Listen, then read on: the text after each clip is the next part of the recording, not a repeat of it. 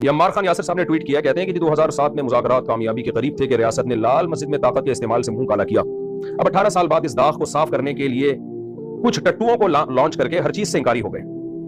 آپ کو پتا ہوگا یہ ٹٹو کس کو کہہ رہا ہے آدمی۔ گزشتہ رات گرین پارٹی کے سربراہ نے بار بار اعلان کیا کہ ہم مذاکرات کے لیے تیار، لیکن مرید کے میں ایک بار پھر طاقت اور جبر کا استعمال کر کے لاشیں گرائی گئیں۔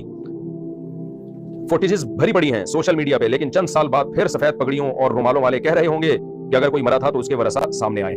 جی جناب، چند سال بعد نہیں، ابھی ہم کہہ رہے ہیں اگر ہم آج سعد رضوی صاحب کو کہہ دیں یا حکومت کہہ دے کہ جو مرے ہیں ان کے نام پیش کریں، وہ فوراً نام پیش کر دیں گے۔ ان کا کہیں جنازہ ہوگا تو سعد رضوی صاحب خود جائیں گے ان کا جنازہ پڑھنے کے لیے۔ ہوائی قتل کے دعووں کو کوئی بھی نہیں مانتا۔ ٹی ایل پی کے جلسے میں اگر حکومت نے لوگوں کو مارا ہے، غلط مارا ہے، اس کی مذمت کرتے ہیں، لیکن اگر سعد رضوی صاحب سے یہ سوال میں کروں یا آپ کریں کہ ان کے نام پیش کرو تو وہ فوراً پیش کر دیں گے۔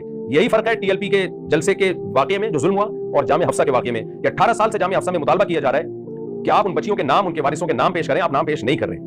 ہمارے یاسر صاحب قتل کا مبہم دعویٰ کبھی بھی قبول نہیں کیا جاتا۔ باقی جو آپ نے فرمایا ہے کہ ریاست نے لال مسجد میں طاقت کا استعمال سے منہ کالا کیا، اب 18 سال بعد اس داغ کو صاف کرنے کے لیے کچھ ٹٹوؤں کو لانچ کر کے ہر چیز سے انکاری ہو گئے۔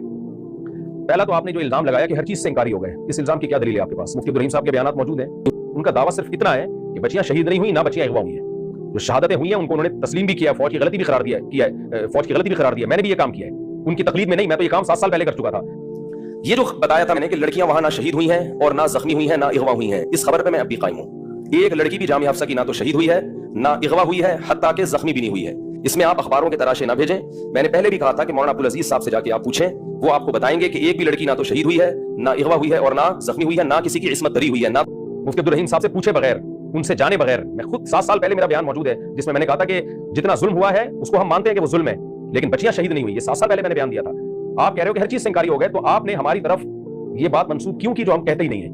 یہ آپ کی تحقیق ہے، جو اٹھاؤ الٹرم شٹرم الزام لگا دو، اور آپ کو شرم نہیں آئی بڑے علماء کو ٹٹو کہتے ہوئے؟ تمہاری حیثیت کیا ہے؟ تحقیق کی دنیا میں تم فارغ آدمی ہو۔ ہوتا ہی ہے، میں پبلک کو ایک بات بتانا چاہتا ہوں، دیکھیں دنیا میں کچھ لوگ ریاستی پٹھو ہوتے ہیں، ٹٹو ہوتے ہیں، کچھ لوگ عوامی ٹٹو ہوتے ہیں۔ ان کو پتا ہوتا ہے کہ جہاں عوام جا رہی ہے نا وہ بیان کرو جس میں شاباش ملے گی، وہ حق کا ساتھ نہیں دیتے۔ یہ والے صحافی اس قسم کے ٹٹوؤں میں شامل ہے، بلکہ ٹٹو کا لفظ میں احترام کہہ رہا ہوں، یہ واو کے بجائے آپ یہ لگا دیں۔ ایک حکیم صاحب تھے، ان کے سائن بورڈ پہ لکھا ہوا تھا بہت بڑا کہ قبلہ بڑے حکیم صاحب۔